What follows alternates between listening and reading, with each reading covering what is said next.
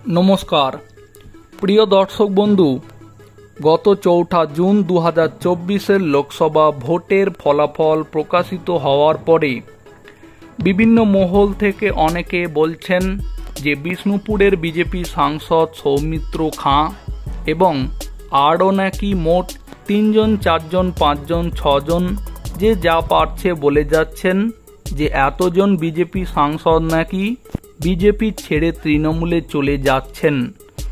आमरा सत्यि करे एटा केउई जानी ना जे कतजन बीजेपी सांसद बीजेपी छेड़े तृणमूले जेते पारेन किंबा पारेन ना। आमरा गत 2021 पश्चिमबंग विधानसभा भोटेर फलाफल बेर हওয়ার परेও जेटा देखेछिलाम जे अनेक सांसदई बीजेपी छेड़े तृणमूले गेছেন, अनेक विधायक छिलेन बीजेपी ताराও बीजेपी छेड़े तृणमूले गेছেন। एबार 2024 लोकसभा भोटेर फलाफल प्रकाशित हওয়ার परेও तेमन जे एकटा सम्भावना आछे एकथा आमरा केउई अस्वीकार करछि ना। तबे घटना हच्छे सत्यि करे कतजन बीजेपी सांसद एखन बीजेपी छेड़े तृणमूले जाबेन बा जाबेन ना, बा हयतो एई जे गुंजन शुनते पाওয়া যাচ্ছে এটা সম্পূর্ণই মিথ্যা। এই ঘটনা যাই হয়ে থাকুক না কেন, এই দিন সৌমিত্র খাঁ তার যেটা ফেসবুক পেজ আছে সেখানে তিনি একটা পোস্ট করেছেন, যে পোস্টে তিনি এই যে তাকে নিয়ে বিভিন্ন আলোচনা চলছে সোশ্যাল মিডিয়া প্ল্যাটফর্ম এবং বিভিন্ন জায়গাতে, তিনি সেটা নিয়ে তার বক্তব্য স্পষ্ট করেছেন।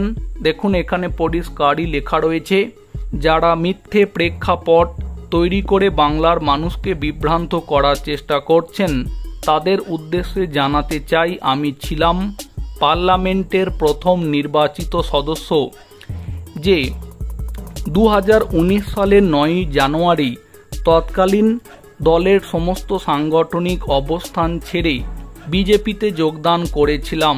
তারপর থেকে আমি দলের জন্য এক নিষ্ঠাবান কর্মী এবং শ্রী নরেন্দ্র মোদীজির নির্দেশে ও নেতৃত্বে কাজ করেছি।